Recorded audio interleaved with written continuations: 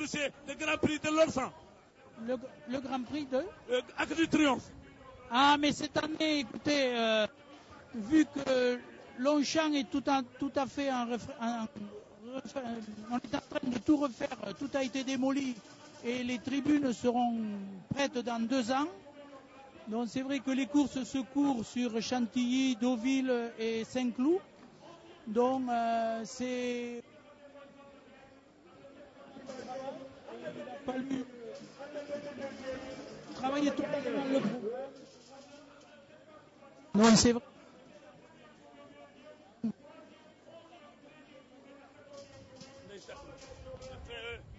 ndeysaan dégg ngeen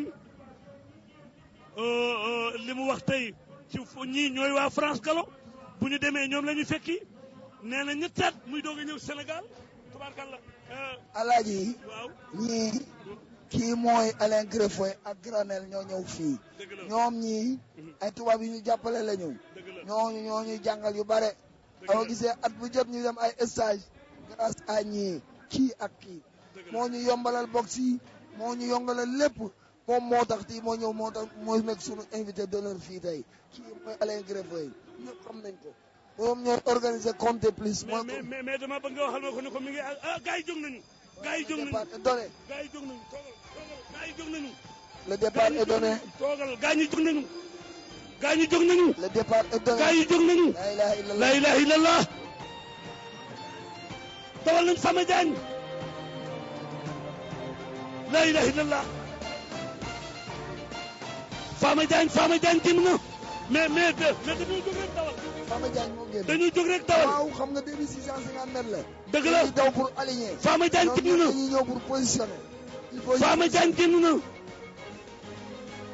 Fama Diagne génn na mais Fama Diagne ci boppam dëgg la moom moo génn dëgg la nag def naa ni baraka ndeysaan ñu ngi jàkkaarloo waaye bu ñu ñëwee dañuy dellu tey amul noppalu Fama Diagne wamat na leen tey moom amul noppalu Fama Diagne wamat na leen waaye gars yi fekk si nañ ko gars yi fekk si nañ ko gars yi fekk si nañ ko waaw gars yi fekk si nañ gars yi ko fekk si nañ ko dëgg la alaaji Ablaye dëgg la gars yi fekk si nañ ko ñoom barakatoo ngi ci Balxiis ñëw na dawal nañu Balxiis xadi ñëpp a ngi ci ginnaaw ñëpp a ngi ñëw dëgg la ah parce que ñoom assis Fama Diagne bañ na ba léegi Fama Diagne bañ na dawalaat nañu Balxiis jaar na ci kawam Balxiis romb na Fama Diagne Balxiis romb na Fama Diagne la ilaha illallah gis ngeen tribune bi gars yi jóg nañu Balxiis génn na Fama Diagne dafa noppal Fama Diagne dafa roppi noppal Fama Diagne ngay duggaat Fama Diagne ngay duggaat Fama Diagne ngay duggaat waaw Fama Diagne demaat na ndax Fama Diagne ci boppam dawal nañu Balxiis dawal nañ ko dawal nañu Fama Balxiis Diagne ci boppam ñu ngi ci kanam ci suuf dawal nañu Balxiis gars yi tur Balxiis nañu ñëw na gars yi rungu nañu gars yi rungu nañu gars yi rungu nañu la ilaha illallah gars yi rungu nañu Burax ñëw na ne leen gars yi kaay rungu nañu waaw mais ba léegi dëgg la gars yi rungu nañu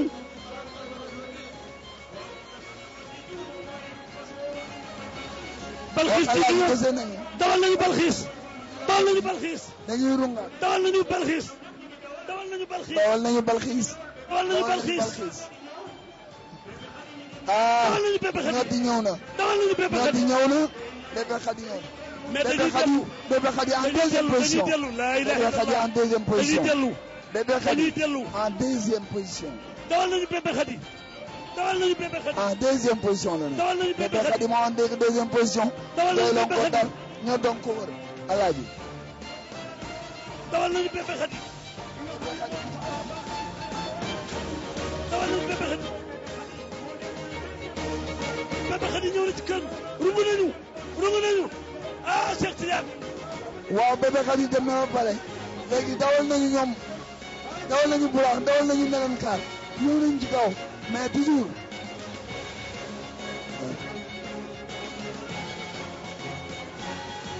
dawal nañu Bébé Khady dawal nañu Bébé Bébé Khady Khady génn Bébé Khady génn na mi ngi ci dawal nañu kanam Bébé Khady Bébé Khady ngi dawal nañu Burax dawal nañu Dawal nañu Burax. la ilaha illallah dawal nañu Burax dawal nañu Burax dawal Dawal nañu nañu Burax. Cuuj la ilaha Adja Cuuj illallah nga ca kaw Bébé Khady en deuxième position. dawal nañu Bébé Khady. dawal nañu Bébé Khady. Buraax a ngi ci kanam. Buraax a ngi koy topp ba tey. dawal nañu Bébé Khady. dawal nañu Bébé Khady. Adja Cuuj ngi ñëw. dawal nañu Adja Cuuj. dawal nañu Adja Cuuj. dawal nañu Adja Cuuj. dawal nañu Adja Cuuj. dawal nañu Adja Cuuj. Bébé Khady. Bébé Khady Adja Cuuj. Buraax. Bébé Khady Buraax. Bébé Khady Buraax. la ilaha illallah. première Bébé Khady.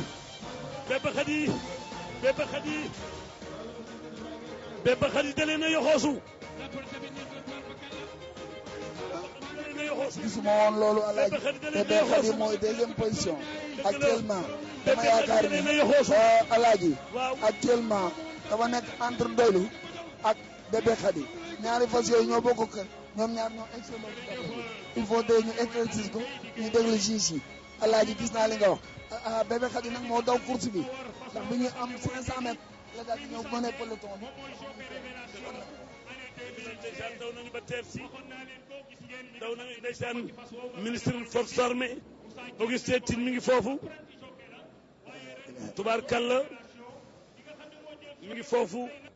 tey directeur général Amadou Samba Kane nii mu taxawee wane na ne le président de la république moo ko ñor te li may wër tamit mooy li nga xam ne mooy course yóbbu na ko foo xam ne Sénégal ñëpp ànd nañ kon nag tey bis bu rëy la mbooloo mépp topp nañu àdduna si yëpp fàq nañu kon nag daal peex xaaral ba mu ñëw. dëgg la booma ci tax. jërëjëf Cissé tubaarkàlla léegi nag ñu ngi taxaw ñu ngi waaj teraanga yi ndeysaan maa ngi jàkkaarloo Ousmane Cissé doomu Kébémer bu mag bi Abdou Maram Xoro borom Njaambur ba monsieur ma Ndiaye fi yaay jaaxal si sama demel li la président dénk yàqoo ko ca yar ba ca teggin ya waaye nag naaru góor yàgg na Kébémer xam nga góor gi dul Cissé sa baay bu baax ba moo xam nga Maysa Aada Mbay daana war góor gi dul Cissé moom moomoon bolok xam nga góor gi ki nga xam ne kii mooy Cerno Seck moom bun lamin naaru góor yàgg na Kébémer ndeysaan yàgg na Kébémer moo tax tubaarkalla tey waaw dëgg la fa la araba ne san waa jaa ko tabax président Abdoulaye Wade jàmbaar ja góor soosi le araba ca Kébémer moo ko fa defoon président Macky Sall doomam ñëw ñu lépp dinaa ko yokk lu fi Abdoulaye Wade defoon ci lu baax dama ko yokk waaye duma ko yàq réew mi benn la tallal naa leen loxo juróom-ñetti waxtu mu toog ko ngir Sénégal rek ku wax boo ko attaqué mu ree boo ko attaquéwul mu ree jóg tàllal laa leen loxo man jàmm laa bëgg waaye ñëw leen nu waxtaan waaye président gàcce ngala ma moom ndeysaan tubaarkàlla voilà waaw docteur vétérinaire Bassirou Fall docteur vétérinaire Bassirou Fall mooy joxe noonu 4e prix bi mooy joxe 4e prix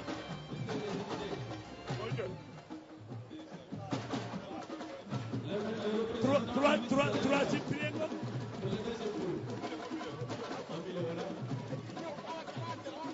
troisième prix nga noonu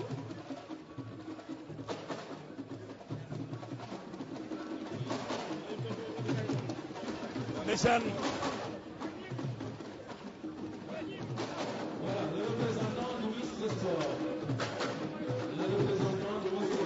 ministre des sports ndeysaan moo teew moo Matar Ba doomu Fatick bu nag bi ku baax wala ku jàppale président ku am jom dëgg la ku jàppale président de la république ku bàyyiwul du Njaay Ndañ mais dëgg la waaye du Njaay dëgg gis nga ko tubaarkalla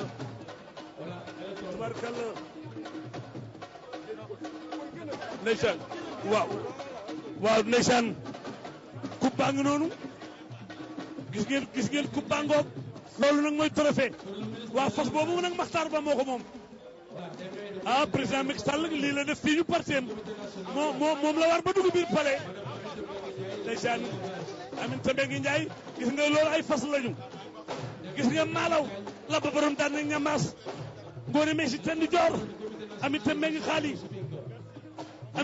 xaali Souley ak Sargane xaali fa mbooj ma ca Dagana ay waay seen tiiwi waay gàcce nga ala maa moom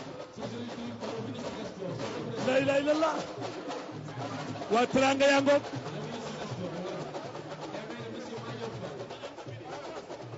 ndeysaan Madior Fall moo ko koy jox Madior Fall moo ko koy jox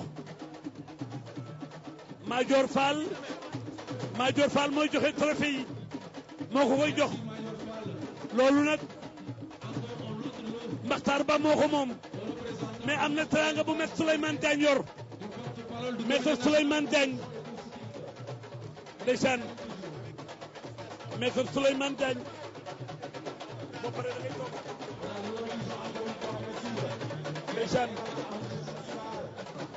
ndeysaan Cheikh Sarr a ngoog Cheikh Sarr moom itam ñu ngi koy jox teranga ndeysaan Cheikh Sarr a ngoog ndeysaan Cheikh Sarr dimanche bu jot nag Cheikh Sarr la buntu yi léegi mu drapeau bi daanu na gaa yi jóg nañu door nañu dawal nañu sibi gi génn na dawal nañu sibi gi laa ilaha illallah dawal nañu Arif romb na ko xale ba téye na ko ab ceeñ la laa ilaha illallah Arif génn na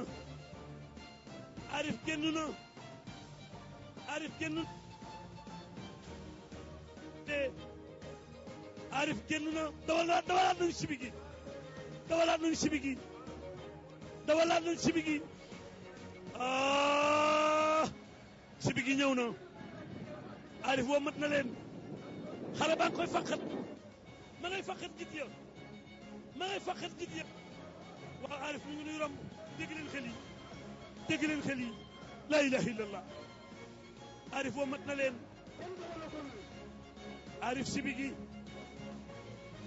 Arif sibi gi waaye dawalaguñu de dañuy waxtaan Arif sibi gi Arif yokk na distance ba Amadou Samba Kane ngi leen di xool Arif dawal nañu Arif Cheikh Tidiane ña ngi leen di xool Arif wa mat na leen Augustin Tine mi ngi leen di xool Arif wa mat na leen gouverneur de la région mi ngi leen di xool Arif wa mat na leen ña ngay waxtaan rungu nañu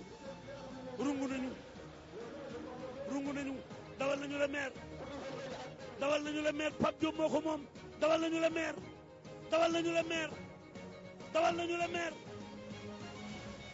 la ilaha illallah Arif wa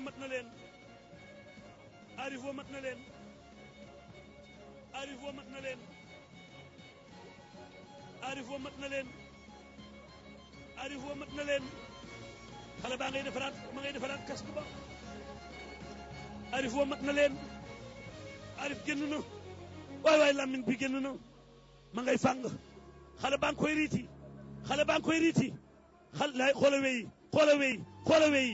weyi laa ilaha illallah dañuy dellu romb nañu ma dañuy dellu cam la maire a ngay dugg la maire dawal nañu Assane Demba dawal nañu Maar Ngoone Arif bañ na dawal nañu ñàkk gore dawal nañu laa faafu ñàkk gore ñëw na Maar Ngoone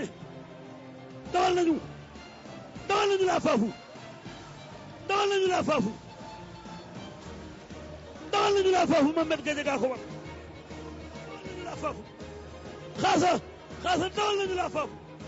dawal nañu laa faafu la faafu dafa am gàcce ngàllama ndaxte dafa doon cheval boo xam ne bii souvent nag fii rek lay yaram wi gën a tànge bu baax a baax yaakaar naa ne en tout cas daal mu ngi noonu daal li si des daal si arrivé bi Ablaye Mbaye bareetul dëgg la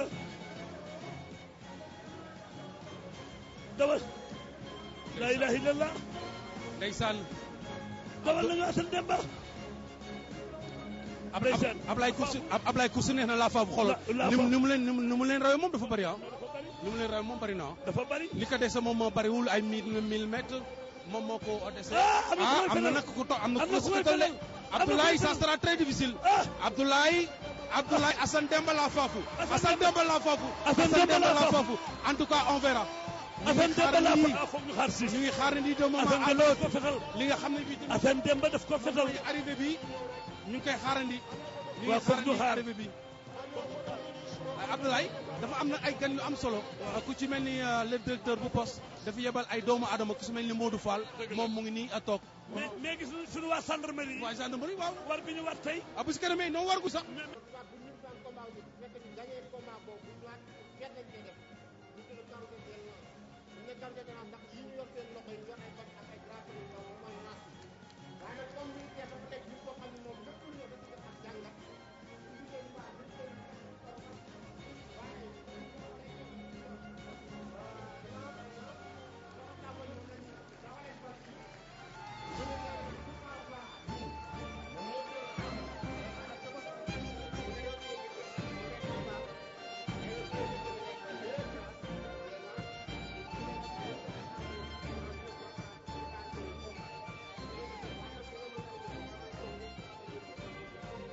le grand prix. bu ñu fermé box yi rek. kay jóg dem lañ. laa ilaaha c'est pas redonné. daa mel ni jaanee génn. jóg nañu. dafa mel ni jaanee génn jaane de. génn na. jaane génn na. daa mel ni jaanee génn de. laa ilaaha illallah. laa ilaaha illallah. laa ilaaha illallah. kenn waxatu ko. moo ne kuuma. jaane génn na. jaane génn na. jaane jaane génn génn na. na jaane génn na. jaane génn na. jaane génn na. léegi am na beneen fas bu génn de. romb na ko. romb nañ ko. romb nañ ko. jaane léegi na la ko. oh pop pop di fa saxir la. laa ilaaha illallah. waaye nag attention ne distance bi bëreegul. dëgg la kenn joxagul benn distance. dëgg la. distance bi mu dugg 3000 mètres. mu dugg ñetti mètres. dëgg la. gis nga ko amul distance. mais gars yi dañoo jóg dawal de. gars yi 3000 mètres la dañoo jóg dawal. ñi ci kanam ñoo jóg dawal waaye am na ñu nekk ci gannaaw dawalaguñ. dawalu waaw dañu loolu la dañuy yeroonte. waaw dañuy yeroonte. dañuy xëcc. dañuy xëcc ñii ñoom moom ñooy leebar yi. kii leebar bi sori na de. leebar bi dem na de. ñëwaguñ de. lingeer bi génn na de. lingeer bi la.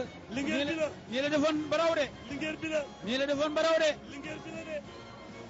lingeer bi nii la defoon baraw de. lii la defoon baraw la de. ilaha illallah. lingeer bi la. lingeer attention lingeer bi nii la defoon baraw de. nii la defoon raw. gaañaa ñi ngi taxawaalu ci àll bi de. lingeer bi nii la defoon raw. ah. laa ilaha illallah. yow lingeer bi tasati na réew mi. lingeer bi nii la defoon raw. lingeer bi nii la defoon baraw de. attention lingeer bi la de. attention lingeer bi de. c'est grave de. ah defoon na ko mu jikko de. defoon na ko mu jikko. ah ba ko defaatee de ñi xam ne gaañee mën a seetaan. seetaan nañ ko nag. seetaan nañ ko de. xoolal rek distance baa ngi gën a yokku de. distance baa ngi gën a yokku de. seetaan nañ ko de. maa ngi xool. déedéet dañuy dellu. seetaan nañ ko de. dañ koo seetaan de. lingeer baa ngi tas réew mi de. seetaan nañu lingeer bi de. waaw mi ngi wàññi nag attention nag bi nag buñ ko sëkkataloon mën nañu am 1000 sens waaye nag distance bi dafa bëri. ah ñëw nañ ci kaw. ah maa la buñ ko sëkkatalee rek fekk si ko. ñëw nañ ci kawam. ma ne Ablaye. mi ngi wàññi mi ngi relante. day dafa bëgg a dawalaat. non déedéet mi ngi wàññi def na lim man ba pare. ah fournir na li mu war a fournir. attention de. lingeer baa ngay demati de. attention lingeer baa ngi ci kanam. attention lingeer waaye bi ndugg maa ngi ko topp nag. lingeer defoon na ko de. attention lingeer bi. lingeer bi defoon na ko mujj ko de. lingeer baa ngi ci kanam. attention lingeer bi. ndugg maa ngi ko topp. joxe na 10 mètres dugg mi. ma ne joxe na 10 mètres ndugg maa ngi ko topp. baax na kenn du teg say biir doom. baax na léegi nag dawal ci des bu ñëwee dañuy téye am déet. déedéet dañuy dellu. dañuy dellu. dañuy dellu kon dana métti Ablaye. dañuy dellu. gaa ñi bu ñu ko jagee day. attention ana biti baawo. ana biti baawo. ana faydu.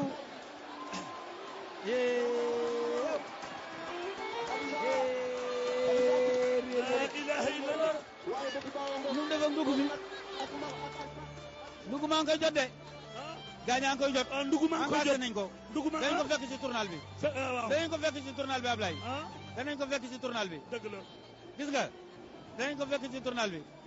ñëw na rëccati na leen. rëccati na leen waaye danañ ko fekk ci tournal bi. bañ na Bati Baawo ñëw na. dawal nañu Biti Bati Baawo Baawo ñëw na. Bati dawal Baawo nañu Faydu Biti ñëw na. Baawo Bati Baawo ñëw na Faydu ñëw na. dawal nañu Faydu dawal nañu Faydu ah ba tey léegi dafa lànk de.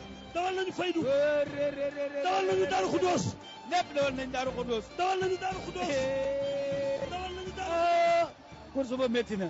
léegi mu feeñ de. léegi mu feeñ dawal de nañu Faydu Daaru ñëw na. Xudoos Faydu ñëw na Faydu dawal dawal nañu nañ Faydu. dawal nañ Faydu. dawal nañu dawal nañ Faydu Alfaan. dawal nañu Daaru Xudoos Daaru Xudoos. Daaru Xudoos Daaru Xudoos. Daaru Xudoos Daaru Xudoos.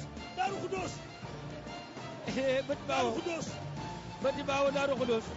ah Daaru Salaama. kenn Daaru Salaama. laa ilaaha illa Daaru Salaam man gisuma si dawal ko dañ ko jaabaloon rek. Salaam ah fas ñëw nañ. kenn Daaru Salaama. ah. Daaru Salaam. Daaru Salaam. Daaru Salaam. Daaru Salaam. Daaru Salaam.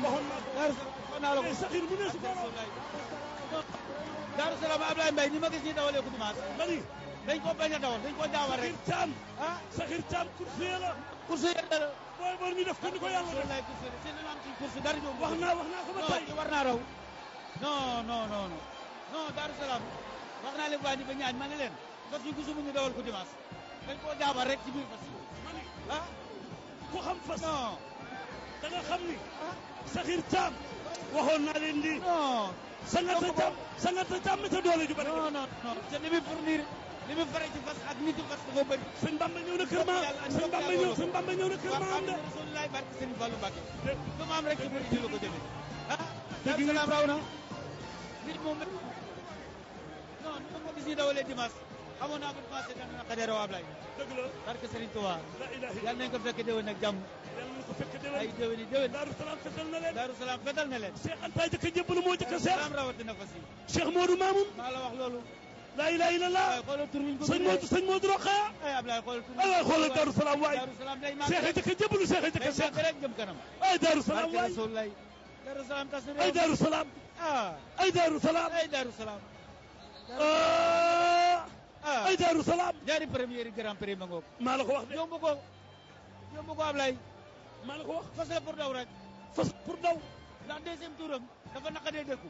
mais Linguère bee ko reyal gaañ Linguère bi la ba man la wanaa naa Linguère baa ngi reculé ba ñu tourné 200 mètres bu ñu tourné ci tournalu Alpha bi Ndiaye bi rek ñu fekk si ko ndax boobu mi ngi reculé tii waaye nag baax na ñu kenn leen moom mu defar na course bi defar na course bi defar na ko Linguère bi defar na course bi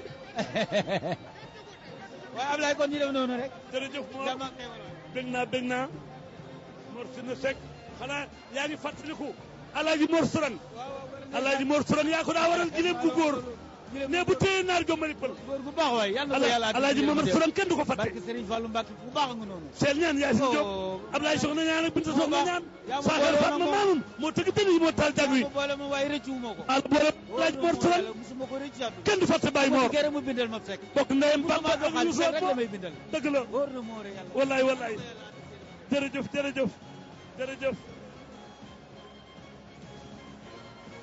la ilaha illallah toogal tuuti boro course bi doy na waar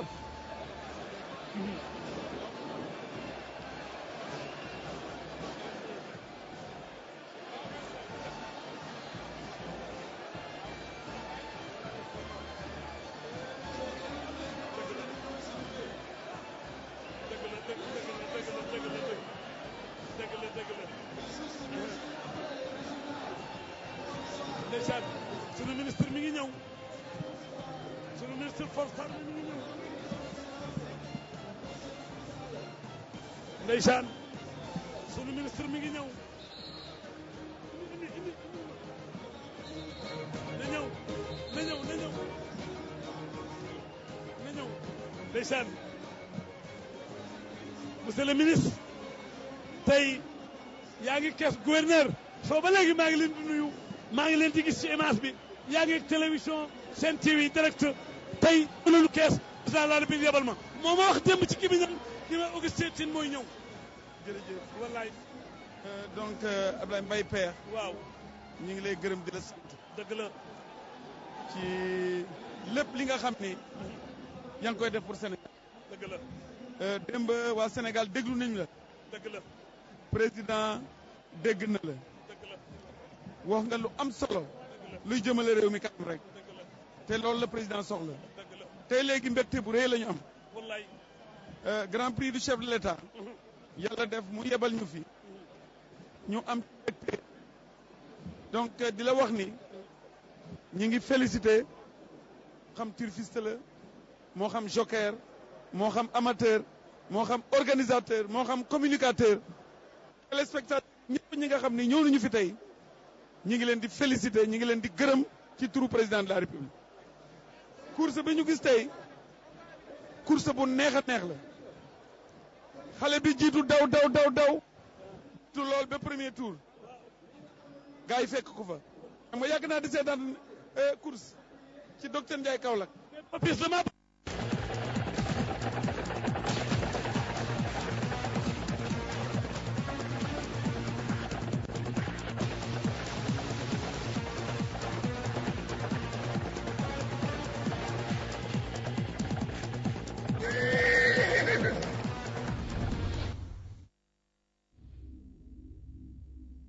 Ce dimanche, sur Saint-TV.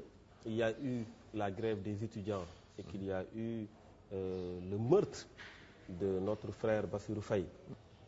Les étudiants ont demandé à voir Idrissa Seck. Et il les a reçus en audience. Ils lui ont dit tout ce qu'ils voulaient par rapport à la situation. Idrissa leur a dit, j'ai une idée par rapport à tout ça, mais je n'ai pas les leviers du pouvoir.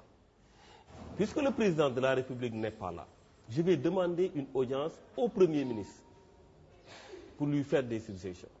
Le Premier ministre a donné son accord. Au moment où nous nous apprêtions à nous rendre à la primature, on nous a appelés pour nous dire que le rendez-vous est annulé. Voilà. C'est pourquoi quand on nous dit aujourd'hui, qu'on nous parle aujourd'hui de dialogue, ça fait rire. Ce dimanche, sur Saint-TV.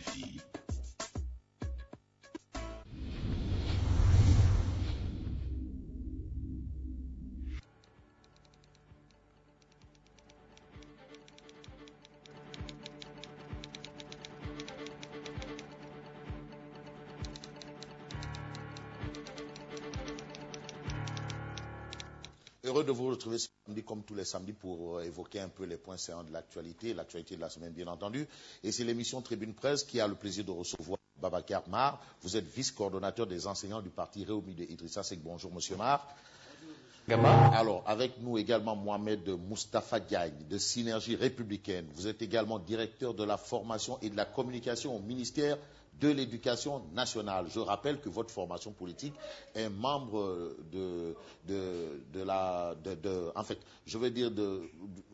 pas de Benno Bokk Yakaar, mais des Républicains Doomi Réumi. Mais vous êtes de la mouvance présidentielle. C'est ça. Absolument. Alors, juste évoquer un peu, si, de Benno Bokk Yakaar, mais surtout pas de, comment dirais-je, de Macky 2012, hein. C'est du passé. Voilà. Alors, merci d'avoir répondu à notre invitation. Et l'actualité, c'est quand même cette crise scolaire. Et je reste avec vous, Mohamed Diagne, bien entendu. Vous avez quand même la légitimité et la légalité de vous prononcer sur cette question, vu que vous êtes quand même le directeur de la formation et de la communication au ministère de l'Éducation nationale. Alors, au regard de la situation entre enseignants contestataires et la tutelle, parler de pourrissement, est-ce à votre avis une simple vue de l'esprit aujourd'hui? Oui, il faut quand même reconnaître, bon, d'ailleurs avant je dois saluer mon ami et frère Mar, qui a été professeur de ma femme. Ah bon? Comme le monde est petit. Donc vous lui êtes redevable. Ah, bien sûr. Titre. C'est pourquoi je vais le ménager, quoi. Ah non, il ne faut pas le ménager. Non, je ne veux pas. Sinon, voilà. Alors, vous saluez également Fabrice. Ça fait longtemps que je ne peux pas passer dans mon émission. Absolument, c'est la vôtre. Voilà, c'est ça. Alors, pour ce qui concerne la crise au niveau du système scolaire, je dois dire regretter qu'on en arrive là. D'abord féliciter les enseignants du SUS et du SAES qui ont, évidemment c'est l'enseignement supérieur, qui ont décidé donc de s'asseoir à la grève. Absolument. Pour l'intérêt supérieur des enfants, pour l'intérêt supérieur du pays. Maintenant, il nous reste évidemment ce que je considère comme des radicaux. C'est QSEMS, hein? Oui, il faut sont dans le radicalisme. Oui, dans le radicalisme. Dans le radicalisme. Oui, dans le radicalisme. Vous considérez que ce sont des enseignants têtus? Non, pas têtus. Oui. Je ne dirais pas têtus, je n'irai pas jusque-là, mais je dis qu'ils sont radicalisés. Pour ainsi dire, et qui ont décidé de faire face à l'État. Parce que, vous savez, nous avons fait énormément de choses. Parce qu'avec les enseignants, c'était des lenteurs administratives. Depuis l'année dernière, des milliers d'enseignants ont reçu des actes. C'est également la formation. Nous sommes en train de former 3154 enseignants. Absolument. Dans l'Institut adjoint, à l'heure où je vous parle. Nous préparons à former une autre cohorte de 3000 à 4000 d'ici le 1er août. Mais également, c'était la question des mises en solde. Le chef de l'État a décidé de passer de 5000 à 10 000 mises en solde. Mais où est-ce que ça coince? Oui, je vais en venir. Oui. Sur les rappels, le chef de l'État a décidé d'aller de 5 milliards à 24 milliards pour faire des efforts pour que le maximum d'enseignants, évidemment, puissent être enrôlés dans le cadre de ces négociations-là. Maintenant, il y a des points d'achoppement. Le point d'achoppement, par exemple, la question de l'alignement. Parce que les syndicats du QSEMS et du SAEMS disent que c'est des syndicats où il y a des PS, c'est-à-dire des gens de la hiérarchie A1, A2 ou A3. Certains sont du même grade que les magistrats. Ils disent que, par exemple, que si le magistrat reçoit tant de francs en termes d'indemnité, je dois donc également percevoir la même somme que le magistrat, pour que les citoyens puissent comprendre de façon très facile. C'est une question très difficile, parce que nous n'avons pas 500 magistrats. C'est possible ou c'est pas possible? Non, nous n'avons pas 500 magistrats. Oui. Nous n'avons pas 500 magistrats. Donc c'est pas possible vraiment de satisfaire cette question quand même. Immédiatement, ce n'est pas viable. On ne peut pas du tic au tac augmenter donc 50 000 francs à l'instituteur, 100 000 francs évidemment au PM ou au PS. C'est pas possible. C'est pas possible. C'est des questions qui demandent du temps. C'est des questions qui demandent des ressources énormes. Parce que si vous décidez de les satisfaire, c'est très bien, mais vous risquez de ne plus pouvoir payer des salaires. Voilà, sur ces questions comme ça, là, ils sont restés zen. Le gouvernement a demandé une étude, a commandé une étude sur le système de rémunération et de motivation des agents de l'État. Le pré-rapport a été partagé avec eux. Évidemment, le gouvernement, dans cette logique-là, de mieux traiter ces agents, fonctionnaires comme agents simples. Alors, je pense que maintenant, malgré tous ces efforts, malgré les appels qui viennent de partout, des chefs religieux, si bien du monde musulman que... Ah oui, parce qu'on a entendu le calife de l'Aïn, on a entendu l'archevêque de Dakar, le calife général des Mourides. Vraiment, les religieux vraiment militent en faveur du gouvernement. Tout le monde, non pas et des élèves. Non, surtout en faveur des élèves. Parce que nous sommes au mois de juin. L'hivernage approche, c'est la fin de l'année. On ne peut plus être là à rester dans des négociations interminables. Il arrive au moment où tout le monde s'arrête, on range les armes, on dit que, écoutez, c'est l'intérêt supérieur de la nation, on décide de favoriser les enfants, mais malheureusement, bon, il y a quelques syndicats qui ont décidé véritablement d'entamer un bras de fer avec l'État du Sénégal. Et ça, l'État ne peut pas l'accepter. Parce que, je leur dis souvent, attention, le président Macky Sall, ce n'est pas le président Abdoulaye Wade. Parce que le président Abdoulaye Wade pense souvent à la prochaine élection. Le président Macky Sall n'est pas dans cette logique-là. Il ne pense pas à la prochaine élection, il pense à la prochaine génération. Il faut que ça soit très clair. Ça, c'est le membre de la mouvance présidentielle. Ah oui, qui parle. oui. Parce que souvent, c'est comme ça les réflexes de syndicalistes. Oui, ils ne vont pas ceci, ils n'osent pas faire cela. Parce donc vous ont faites peur. comprendre que cette posture-là peut être inscrite dans les effets résiduels du système Abdoulaye Wade. Abdoulaye Wade, c'est ça, qui a accepté énormément de choses. Et que nous avons un budget de 3 000 milliards, avec 1 500 milliards de recettes. Aujourd'hui, nous gérons des questions sécuritaires majeures avec le terrorisme. Nous devons gérer la douane, nous devons gérer la santé. Nous avons 125 000 fonctionnaires. Les 90 000 sont dans le corps de l'enseignement. C'est vrai que Macky Sall avait annoncé que vraiment les enseignants, les enseignants prennent en moyenne 25% du budget. Oui, donc c'est lourd, c'est vrai, mais l'éducation aussi, comme la santé, n'a pas de prix. D'accord. Vous êtes d'accord avec moi? Oui. D'accord. Alors, je me tourne du côté de Babacar Mar, enseignant, vice-coordonnateur des enseignants du parti Réumi. Alors, Babacar Mar, est-ce que dans ce cas de figure, on n'a pas l'impression de prendre, en tout cas, les élèves que pour de la chair à canon? Parce qu'il est question des élèves et non du gouvernement. Parce que l'enseignement, c'est un sacerdoce. Quand même. Merci Fabrice. Permettez-moi aussi, avant de commencer, de saluer vos téléspectateurs qui sacrifient de leur temps pour nous regarder. Saluer mon co-débatteur. Alors, sa dame fut mon élève, c'est vrai. Très brillante, travailleuse, ça ne me surprend pas. Elle a été très bien formée. Alors, saluer aussi tous les membres de Réumi qui nous regardent. Saluer le peuple. Et saluer le président du parti Réumi, le président Idrissa Seck. Vous ne diriez pas le nombre de zéros que vous avez donné à son épouse, pour des raisons... Tout à fait, tout à fait. Alors, je voudrais tout de suite donc, recadrer le débat. Absolument.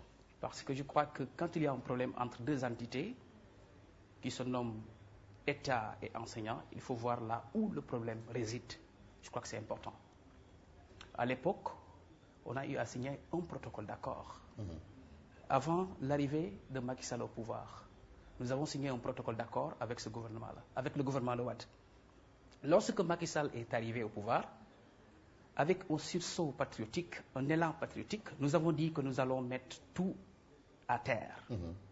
Donner du temps au régime, de revoir beaucoup de choses et de revenir à la charge. C'est ce qu'on avait dit. On a eu des rencontres avec eux. On a peaufiné ensemble cette stratégie et tout le monde était d'accord. Les deux entités, je veux dire, l'État, les enseignants. Quelques mois après, nous sommes tous revenus sur la table de négociation. Le 17 février 2014, nous avons signé un protocole d'accord jugé réaliste et réalisable de la part du gouvernement. Absolument. Ça, c'est un fait. Alors, nous avons tout arrêté. La situation était revenue à la norme. On a repris les classes. Malheureusement, il y a quelqu'un qui n'a pas respecté ce qu'il devait respecter, c'est l'État. L'État du Sénégal. L'autre entité enseignante a averti à travers un préavis de grève. Quand mon cher Mohamed dit qu'il pense à la prochaine génération, moi je crois que... pas comme Abdoulaye Wade qui pensait à la prochaine élection. Moi je crois que si des enseignants déposent sur la table un préavis de grève, un préavis pour dire à l'autre, attention, on avait signé un accord le 17 février